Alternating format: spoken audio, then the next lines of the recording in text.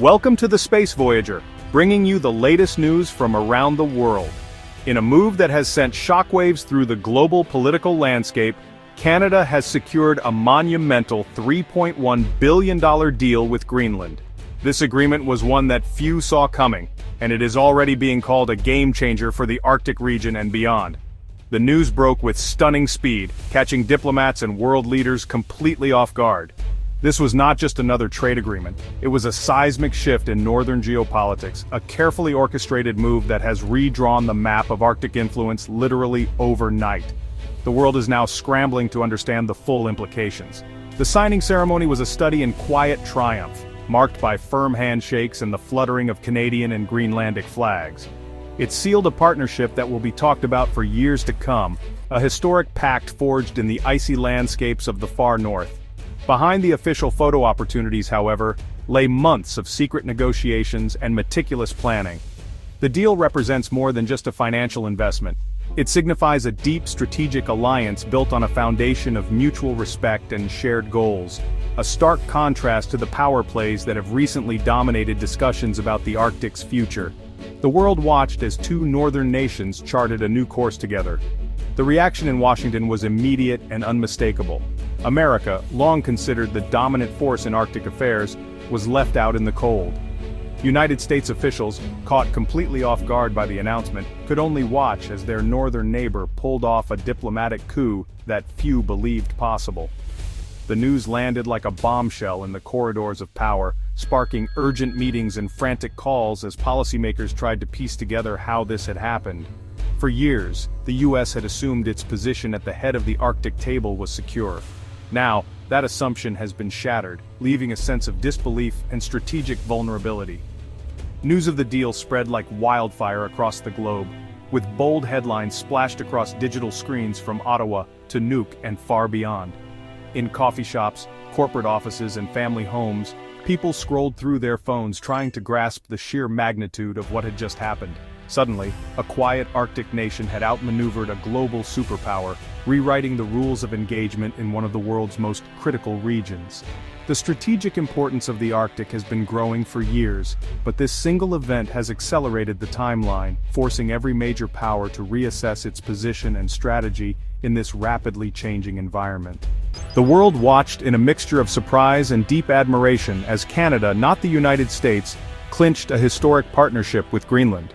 This was far more than just a simple business deal. It was a bold and powerful statement on the shifting balance of power in the far north. For decades, the narrative of Arctic authority has been dominated by the superpowers, particularly the United States and Russia. Canada's success has introduced a new, dynamic player to the forefront of this great game.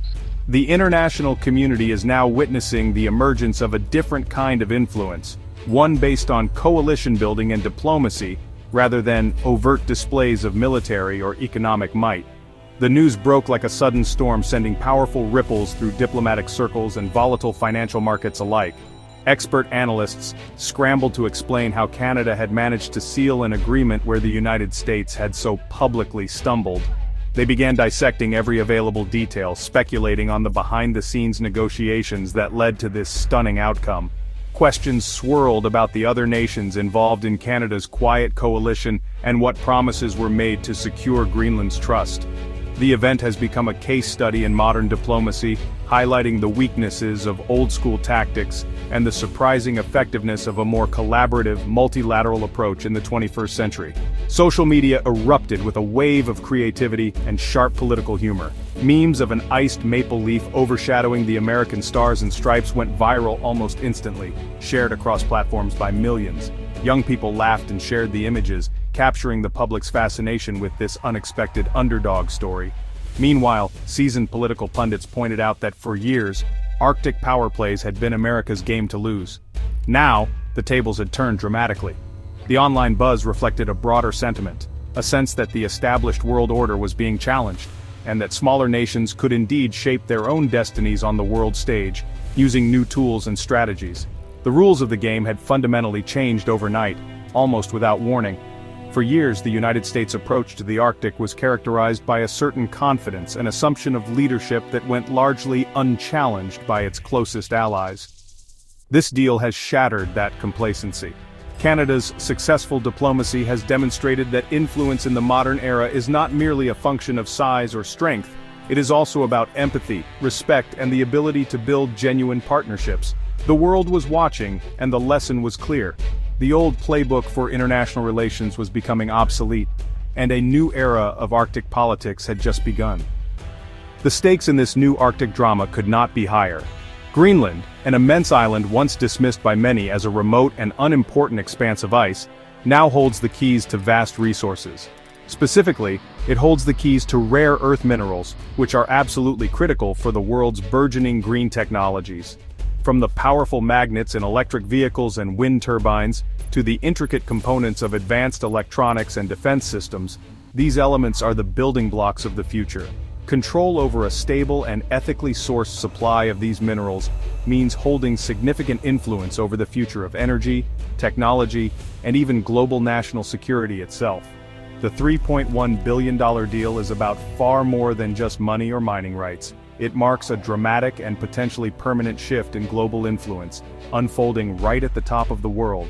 As the Arctic ice melts due to climate change, new shipping lanes are opening up and previously inaccessible resources are becoming reachable. This has ignited a fierce, modern-day gold rush among world powers, each vying to secure a foothold in the strategic region. Canada's partnership with Greenland places it at the very center of this new geopolitical chessboard, transforming it from a middle power into a key gatekeeper of the world's most sought-after future commodities. As world leaders gather in emergency sessions to reassess their Arctic strategies, the true significance of this partnership is becoming clearer by the day. The deal is not just an economic pact, but a strategic one, creating a powerful northern bloc that can set its own terms for development and environmental protection. It sends a clear signal that the future of the Arctic will not be decided in Washington, Moscow, or Beijing alone. Instead, it will be shaped by the nations of the region itself, working in concert. This cooperative model presents a formidable challenge to any country that hopes to exploit the Arctic's riches, without regard for its people or its fragile ecosystem. As the sun barely sets in the endless, ethereal light of the Arctic summer, Canada's bold coalition has set a new standard for ambition and diplomacy. The quiet, patient work has paid off, creating a framework for cooperation that could become the new norm. The question on everyone's lips is twofold. How did they manage to pull it off so flawlessly? And what does this monumental deal mean for the future of the Arctic? One thing is absolutely certain as the world looks north with renewed focus. The international community will be watching Canada's next move very, very closely. The great game has changed, and a new player has just made a decisive move. The drama that set the stage for Canada's eventual triumph began back in August 2019. Then President Donald Trump shocked the world with a proposal that seemed to come straight out of a bygone era of colonial expansion. In a move that left both allies and rivals completely stunned, he floated the idea of the United States purchasing Greenland from Denmark. This vast, ice-covered island, home to a unique culture and holding immense strategic importance, was suddenly framed as a piece of real estate. The plan was bold, brash, and entirely unexpected, even by the unconventional standards of the Trump presidency. It was the kind of headline-grabbing move that defined his time in office. For several days, the story utterly dominated global headlines, late-night comedy shows, and diplomatic chatter. Newsrooms buzzed with frantic speculation while comedians and pundits had a field day imagining what a Trump-branded Greenland might look like, complete with golden towers and sprawling golf courses. But behind the laughter, a serious question lingered. Was the President of the United States actually serious about this? Aides confirmed that he had repeatedly raised the topic with national security advisors, citing the island's geopolitical value and rich natural resources. The world wasn't sure whether to treat it as a bizarre joke or a serious, albeit clumsy, policy initiative from the world's most powerful nation. The proposal was, at its core, a reflection of an older, more transactional view of international relations. Trump reportedly saw the acquisition as akin to a large-scale property deal, a legacy-defining act that would expand American territory and secure its interests in the rapidly changing Arctic. He was said to be fascinated by the historical precedent of the 1867 purchase of Alaska from Russia.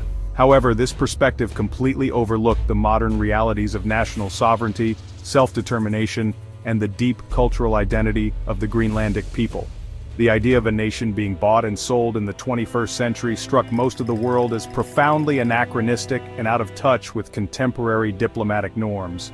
The move was seen by his supporters as a visionary stroke of geopolitical genius, an attempt to secure America's northern flank and gain access to critical minerals before rivals like China or Russia could. From this viewpoint, it was a practical, no-nonsense approach to a complex strategic problem. Why engage in decades of complicated diplomacy when a straightforward purchase could solve the issue once and for all? This line of thinking, however, failed to appreciate the immense pride and fierce independence of the Greenlandic people. It treated their homeland as a commodity, a strategic asset to be acquired, rather than a nation with its own aspirations and its own voice in the world. While the proposal might have played well with some of the president's base, Greenland's own leaders were not the least bit amused. Their reaction was swift, unified, and unequivocal. They immediately dismissed the entire idea outright, with then Premier Kim Kielsen stating firmly that Greenland was not for sale and the very concept was, well, absurd.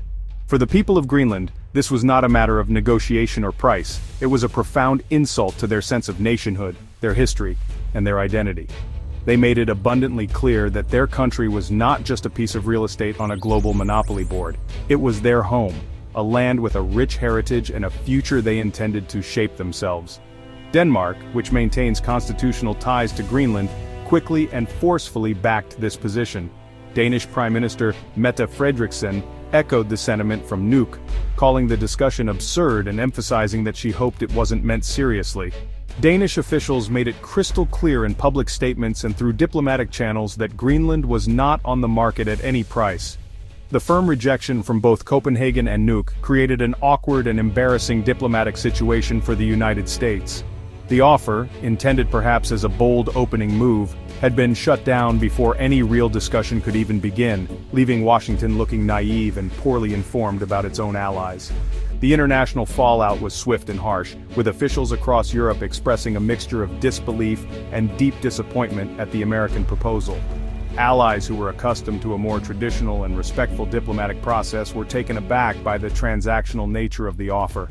It seemed to confirm their worst fears about the Trump administration's America First doctrine, which appeared to prioritize unilateral actions over collaborative partnerships. In response to the public and firm rebuff, a visibly annoyed President Trump abruptly canceled a planned state visit to Denmark, citing the Prime Minister's nasty and inappropriate dismissal of his idea. The diplomatic chill set in almost overnight. America's Arctic ambitions, which had been gaining momentum, were suddenly put on ice, at least for the moment.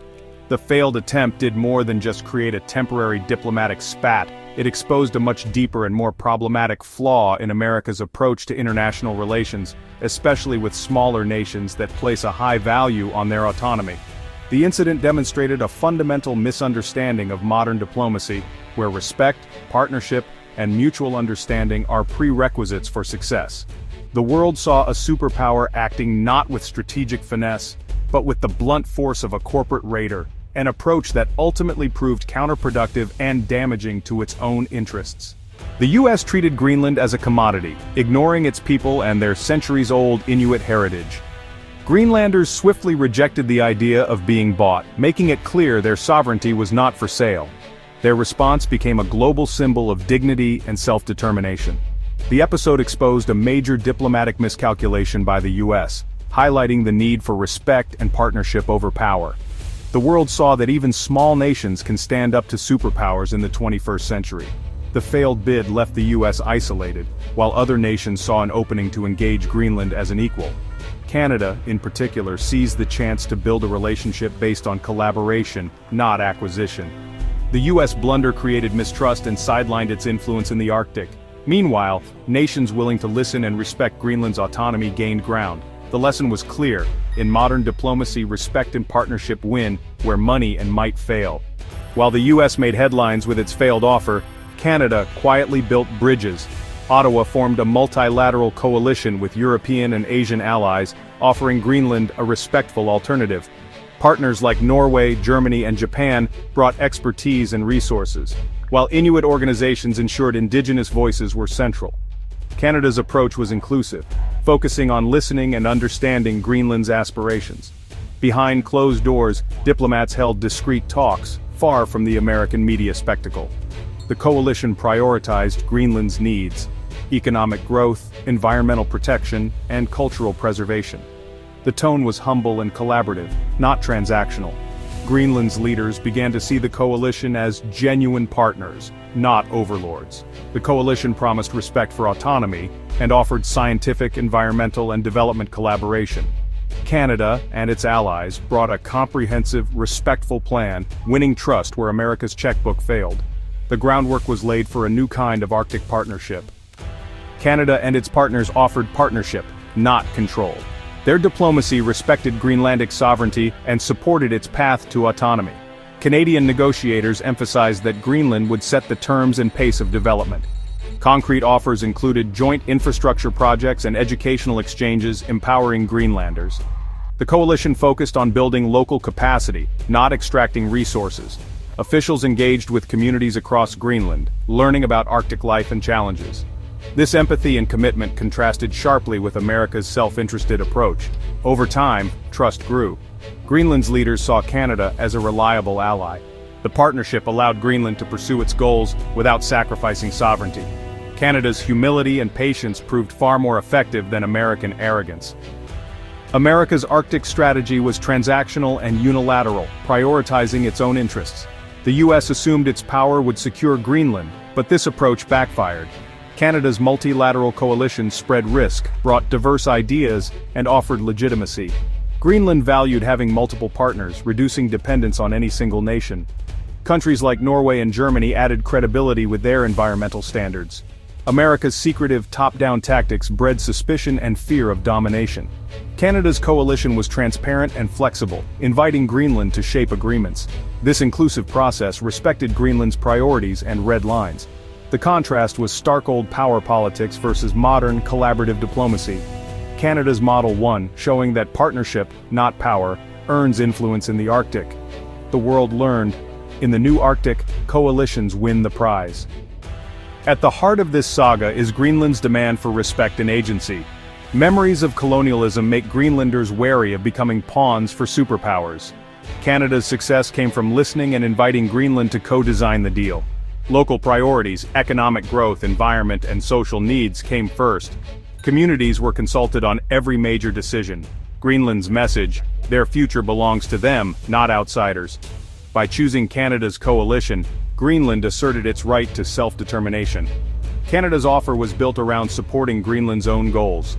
For the first time, Greenlanders felt empowered to steer their own destiny. The deal proved that trust, not power, is the true currency of the Arctic. Beneath Greenland's ice lies a treasure trove of rare earth elements crucial for modern technology and green energy. These minerals power everything from smartphones to wind turbines and electric vehicles. As the world races towards sustainability, demand for rare earths is skyrocketing. Control over these resources means global influence and economic leverage. Greenland's deposits are among the few outside current market hegemons, making them strategically vital. This mineral wealth has transformed Greenland into a central player on the global stage. The nation that partners with Greenland will shape the future of technology and industry. The rush for resources is about more than mining, it's about securing the foundation of tomorrow's economy. Greenland is no longer an afterthought, it's a critical asset in the 21st century world. At present, the global market for rare earth elements is dangerously one-sided. The People's Republic of China currently dominates the industry, controlling an estimated 80% of the world's processed supply. This near monopoly gives Beijing extraordinary influence over global prices, availability, and supply chain stability that Western nations depend upon for their most critical industries. This dependency has created a significant strategic vulnerability, a fact not lost on policymakers in Washington, Brussels, and Tokyo. The United States and Europe are now urgently seeking viable alternatives to reduce their reliance on a single, unpredictable geopolitical rival. Greenland's massive, untapped reserves offer a tantalizing glimmer of hope for a more secure and balanced global supply chain. The island's southern Kvanefjeld deposit alone is considered one of the largest undeveloped rare earth projects in the world, holding potential to satisfy Western demand for decades to come. Mining companies from Australia, the United Kingdom, and North America have been eyeing the region for years. eager to stake their claim in this new frontier. The competition for exploration licenses and political favor has sparked what many observers are calling a modern-day gold rush, with international superpowers vying for influence through their corporate proxies in Nuuk.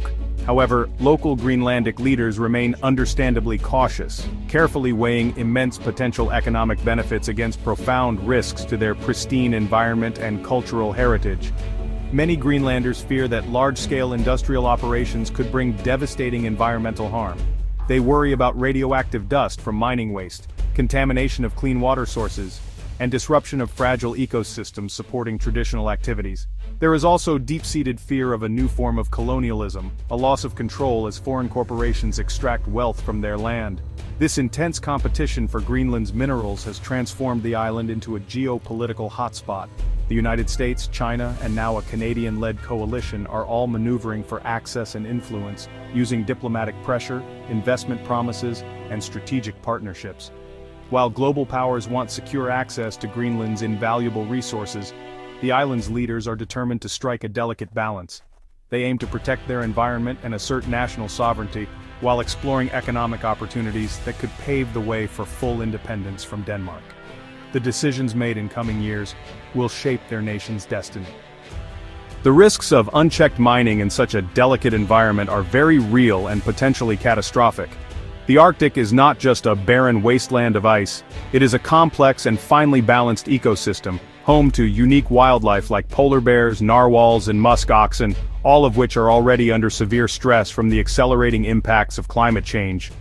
Large-scale mining operations, with their associated infrastructure of roads, ports, heavy machinery, and worker camps, could devastate these fragile habitats, fragmenting populations and disrupting ancient migration routes. The noise, pollution, and physical disturbance from industrial activity threaten to push many of these iconic species closer to the brink of extinction. Furthermore, the process of extracting rare earth elements is notoriously dirty and environmentally hazardous. These minerals are often found alongside radioactive elements like uranium and thorium. Mining and processing them can release toxic and radioactive materials into the air and water, if not managed with the utmost care and cutting-edge technology.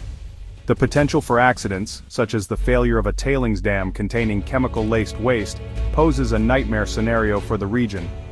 A single major spill could poison rivers, contaminate fishing grounds that local communities depend on for their sustenance, and cause irreversible damage to the pristine Arctic landscape for generations to come. For the indigenous people of Greenland, the Inuit, the stakes are existential. Their culture, identity, and traditional ways of life are inextricably linked to the land and the sea. For thousands of years they have lived in harmony with the rhythms of the Arctic, relying on hunting and fishing for both physical and cultural survival. The threat of environmental degradation from mining is not just an ecological concern, it is a direct threat to their heritage and their very way of being. The promise of jobs and economic development must be carefully weighed against the potential loss of a culture that has endured in one of the world's harshest environments for millennia. This is the complex dilemma that Greenland's leaders face. They are under immense pressure to unlock the nation's mineral wealth to fund public services and achieve economic independence. Yet they are also the custodians of one of the planet's last great wildernesses and are deeply committed to protecting it for future generations. Any development must proceed with extreme caution, guided by the world's highest environmental standards and with the full, prior, and informed consent of the local communities who will be most affected. The challenge is to find a path that allows for economic progress without sacrificing the natural paradise that defines their homeland. In direct response to these profound environmental and social concerns, Canada has stepped into this complex arena with its $3.1 billion deal, which is explicitly built around a promise of responsible extraction and a true partnership founded on mutual respect and shared stewardship. The Canadian-led coalition has made sustainability the central pillar of its proposal, pledging to employ the most advanced, environmentally friendly mining technologies available. The goal is not simply to dig resources out of the ground as quickly and cheaply as possible, but to build Greenland's long-term capacity for sustainable development, ensuring that the benefits of mining are shared locally and equitably. This new model moves decisively away from the old colonial take-and-leave approach to resource extraction. The agreement includes significant funding for independent third-party environmental monitoring, which will be co-managed by Greenlandic institutions. This ensures transparency and gives local authorities the power to enforce strict regulations and even halt operations if environmental standards are not met. The plan also prioritizes the use of renewable energy such as geothermal and hydropower to power the mining operations themselves, thereby minimizing the carbon footprint of the entire project and aligning it with global climate goals. This commitment to green mining is a key differentiator. By focusing its pitch so heavily on sustainability and ethical sourcing practices, Canada and its partners hope to appeal directly to Greenland's deep cultural sense of environmental stewardship. They recognize that for Greenlanders, the land is not a commodity to be exploited but a sacred inheritance to be protected. This approach is also a savvy economic strategy. As global consumers and corporations become increasingly concerned about the origins of their products, there is a growing market demand for responsibly sourced materials. By setting a new, higher standard for Arctic mining, the partnership aims to create a Greenland brand of rare earths that can command a premium price on the world market. This promise of a greener, more ethical approach to mining is what ultimately sets the Canadian deal apart from potential offers from other global players who might prioritize speed and profit over protection. It presents a vision where economic development and environmental preservation are not mutually exclusive but can proceed hand in hand. The coalition is betting that this commitment to setting a new global benchmark for the race for rare earths will not only win the trust of the Greenlandic people, but will also provide a sustainable and profitable model for resource development in the 21st century, proving that it is possible to prosper while protecting the planet. The true power and revolutionary nature of Canada's $3.1 billion deal lies not in the headline number, but in its intricate and forward-thinking details. This is not simply a payment for mining rights, it is a comprehensive investment package designed to serve as a blueprint for Greenland's entire future. The agreement moves far beyond resource extraction, encompassing initiatives for sustainable growth, social development, and long-term prosperity. It represents a holistic vision for nation-building, co-designed with Greenlandic leaders to address their most pressing needs and ensure benefits across all sectors for decades to come. A cornerstone is the principle of shared prosperity, a radical departure from exploitative models of the past. Profits from mineral exports will flow into a newly established Greenlandic Sovereign Wealth Fund. This fund, managed by Greenlandic and international experts, provides stable, long-term revenue, much like Norway's successful oil fund. This transforms finite mineral wealth into perpetual financial security, insulating from volatile commodity markets and funding public services for generations. The agreement guarantees thousands of high-quality, long-term local jobs. This is not just a vague promise but a detailed commitment to capacity building. Greenlanders will be prioritized for hiring and receive extensive, fully funded training in mining engineering, advanced geology, environmental science, and logistics management. The goal is cultivating a homegrown workforce who can eventually lead these industries themselves. This focus on skills transfer ensures Greenland transitions from passive resource holder to active, technologically advanced industrial nation. This is a monumental change from the old take-and-leave model seen so often elsewhere, where foreign companies import labor, extract resources, and leave behind depleted economies.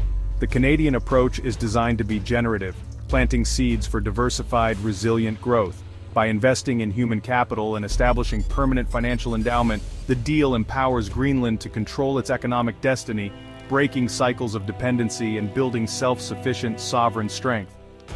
The Canadian-led investment package places a heavy emphasis on tangible, transformative infrastructure projects that will serve as the physical backbone for Greenland's future development.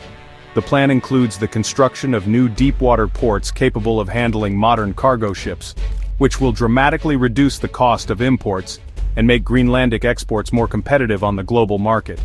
It also allocates significant funds for building and paving new roads, connecting remote communities that have been isolated for centuries.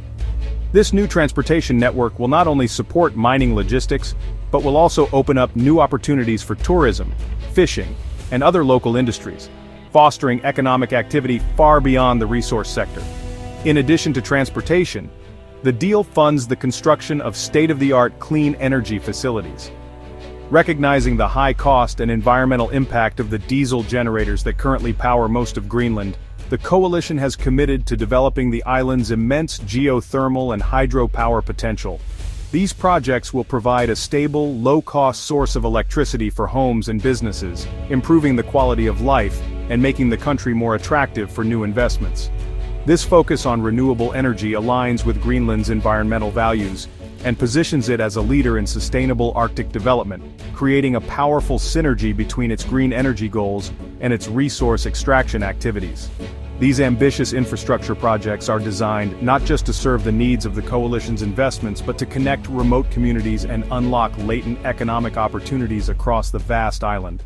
For too long, Greenland's geography has been a barrier to national unity and shared progress. By building modern infrastructure, the deal aims to shrink distances, foster a greater sense of national cohesion, and ensure that the benefits of newfound prosperity are accessible to all Greenlanders, not just those living in the capital city of Nuuk. This is a strategic investment in the very fabric of the nation, laying the groundwork for a more integrated and equitable society. The local economic impact will be immediate and substantial. The construction phase alone will create a surge in demand for local labor, materials, and support services, providing a significant boost to small and medium-sized Greenlandic businesses. From catering and housing for construction crews to transportation and equipment maintenance, the ripple effects will be felt throughout the economy.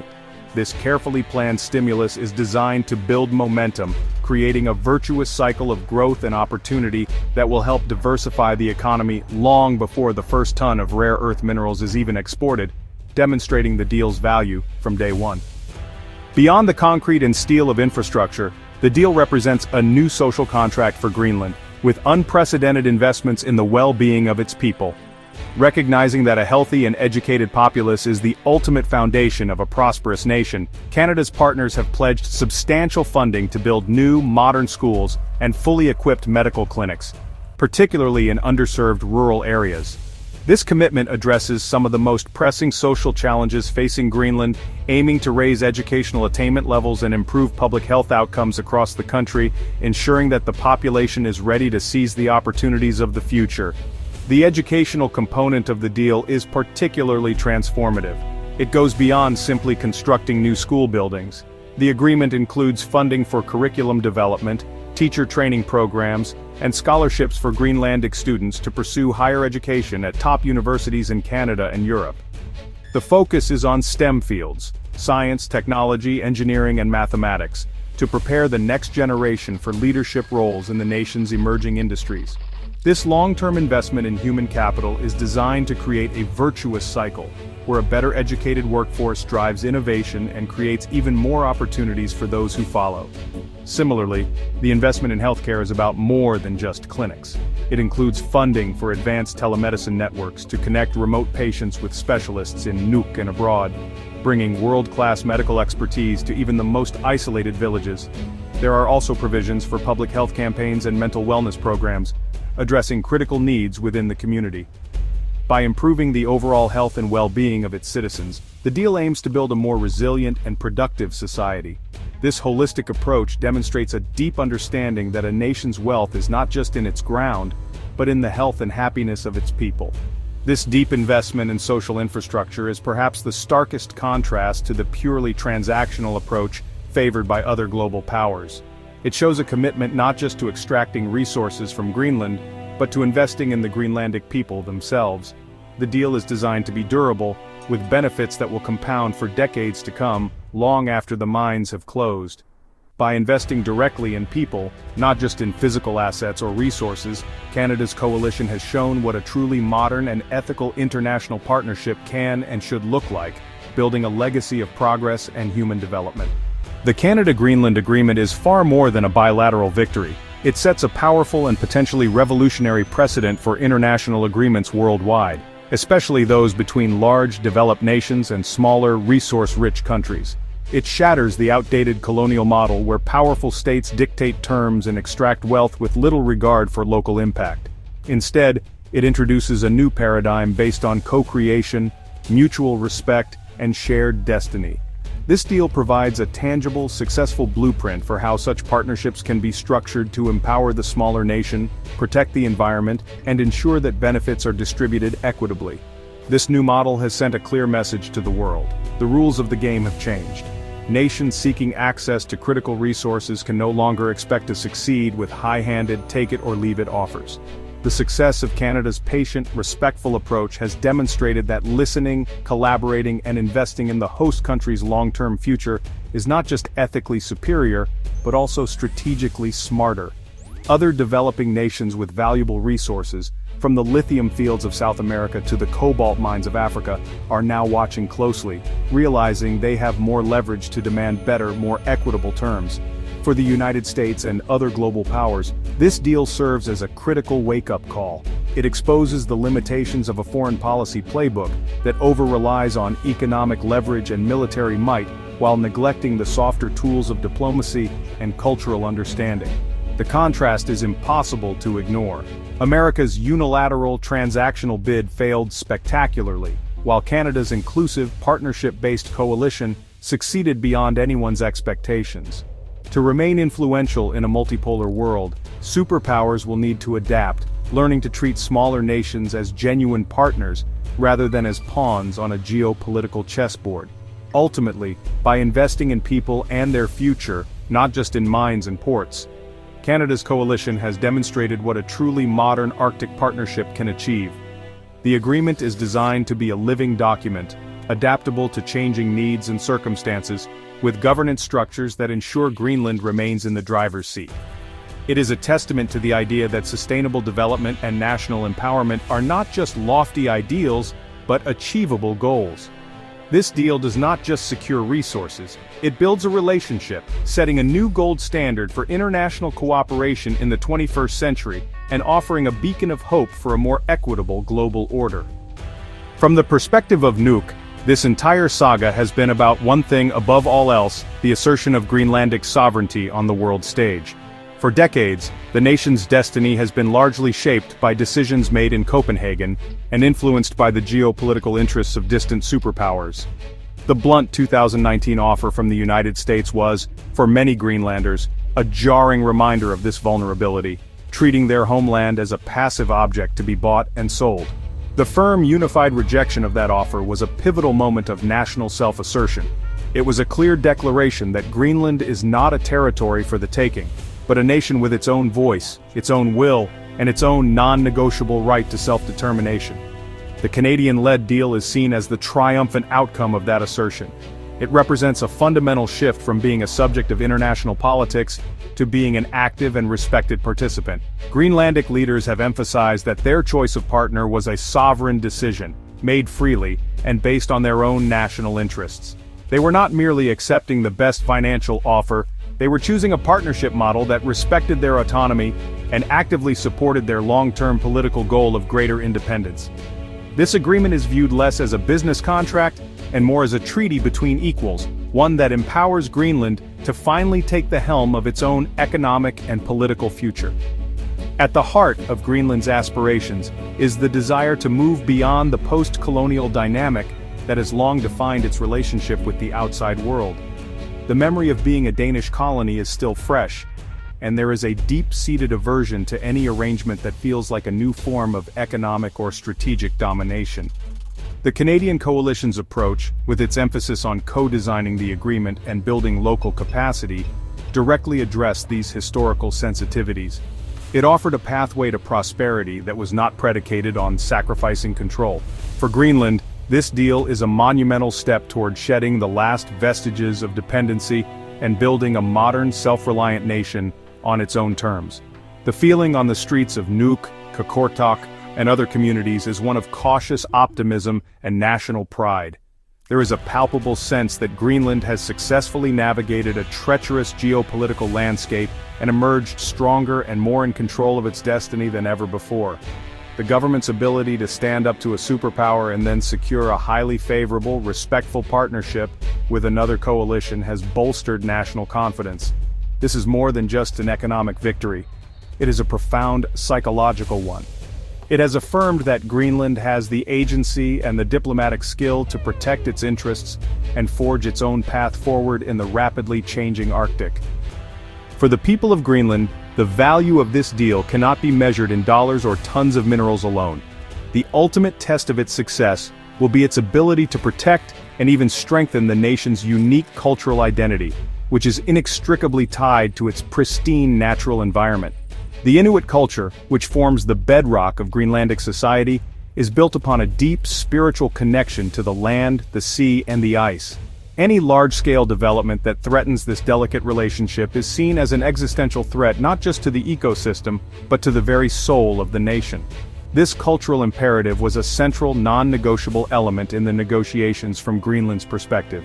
The Canadian coalition's deep and public commitment to the world's highest environmental standards was therefore a critical factor in winning Greenland's trust.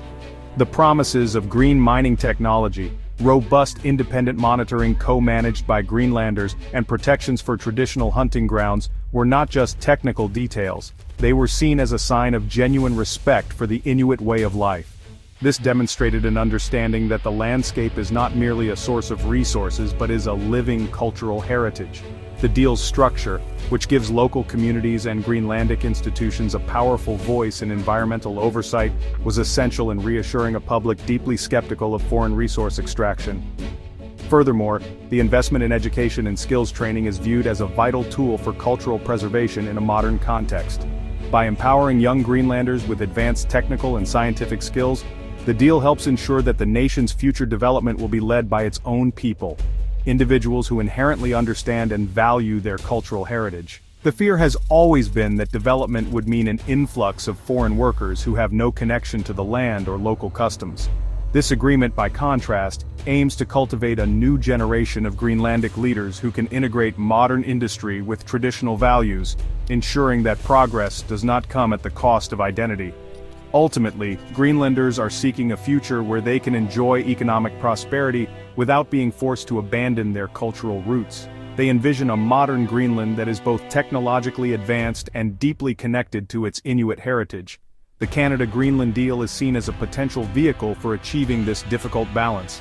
It offers a model where economic development is not an engine of assimilation, but a tool for empowerment, providing the resources to support Greenlandic language, arts, and traditions. The hope is that this partnership will allow the nation to navigate the 21st century with its unique cultural compass fully intact, proving that modernity and tradition can coexist. This historic agreement is widely seen within Greenland as the key that could finally unlock the door to full political independence. For decades, the primary obstacle to breaking away from Denmark has been economic. The nation has relied heavily on an annual block grant from Copenhagen to fund its public services, from healthcare to education. The revenue generated from the mineral wealth, managed through the new Sovereign Wealth Fund, offers a clear and viable path toward economic self-sufficiency. This deal is not just about creating jobs, it is about creating the financial foundation upon which a fully independent Greenlandic state can be built, fulfilling a long-held national dream. The leadership in Nuuk played their hand with remarkable strategic acumen, leveraging the intense geopolitical interest in their island to their maximum advantage.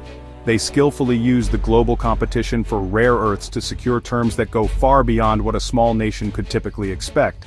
By rejecting the American offer and engaging with the Canadian-led coalition, they demonstrated that they would not be rushed or intimidated. They were willing to wait for a partner who respected their red lines on sovereignty, environmental protection, and local empowerment. This patient and principled stance has been vindicated, setting a powerful example for how small nations can successfully negotiate with world powers. This deal allows Greenland to take charge of its future in a way that was previously unimaginable. The nation is no longer a passive observer in the Arctic's great game, but is now a central player, setting the rules for development in its own territory. The agreement's governance structure, which places Greenlandic officials in key decision-making roles, ensures that the nation remains in the driver's seat. They will determine the pace of development, approve the projects, and enforce the standards. This level of control is a monumental achievement, transforming Greenland from a strategic object into a strategic actor with significant influence over the future of the entire Arctic region. For the first time, many Greenlanders feel a profound sense that they are the primary authors of their own national story. The future is no longer something that happens to them. It is something they are actively creating. This partnership is seen as a tool, a powerful means to achieve their own ends: economic prosperity, social well-being, cultural vibrancy, and ultimately, full sovereignty. The view from Greenland is one of empowerment and hope. They have chosen their partners and their path, and while the challenges ahead are significant, they are facing them with a newfound confidence, ready to chart their own course in the icy waters of the 21st century. The landmark Canada-Greenland deal marks the dawn of a new chapter not just for the Arctic, but for global politics as a whole. The era of unquestioned superpower dominance, characterized by implicit threats and transactional takeovers, may be drawing to a close. In its place, we are witnessing the ascendancy of a new model, one founded on the principles of trust, mutual respect, and genuine multilateral cooperation. The world is watching this development with intense focus, recognizing that the reverberations from this Northern Pact will be felt far and wide. The agreement has effectively rewritten the rules of engagement for one of the planet's most critical and contested frontiers, offering a powerful alternative to the strong-arm tactics of the past. It is a sign that the geopolitical climate is changing as rapidly as the polar ice itself. America's old playbook, which relied on economic might and a presumption of leadership, was tested and found wanting. It did not work. The proud people of Greenland decisively rejected the high-handed offers that treated their homeland as a commodity and their sovereignty as an afterthought. Instead, they embraced a coalition that took the time to listen, to understand, and to genuinely care about their unique culture and their aspirations for the future. Canada's coalition proved with stunning clarity that success in the modern Arctic requires humility and partnership, not just raw power. This outcome serves as a humbling lesson for Washington, a moment for introspection on whether its methods are still fit for a multipolar world. This profound shift offers a glimmer of hope for other regions around the globe that are facing similar struggles between development and self-determination. It raises critical questions for the world's major powers. Can other superpowers learn from this episode and begin to put local voices and sovereign rights first? Will patient, collaborative diplomacy replace the confrontational posturing that has defined so many international disputes? The Canada-Greenland deal provides a compelling case study that this more enlightened approach is not only possible, but strategically superior. It challenges the cynical view that international relations must always be a zero-sum game, suggesting a future where shared interests can triumph over narrow nationalism. As the Arctic ice continues to melt, opening new sea lanes and revealing untold riches, the world is changing at an unprecedented pace. One crucial question remains suspended in the cold northern air. Will America adapt to this new Arctic reality, learning the lessons of partnership and respect? Or will it risk being left behind, isolated by nations that are increasingly willing to build coalitions based on shared trust as well as shared treasure? The final answer will depend on what kind of future the global community, led by its most powerful members, chooses to build together. The Canada-Greenland partnership has lit a path. The question is whether others will have the wisdom to follow it.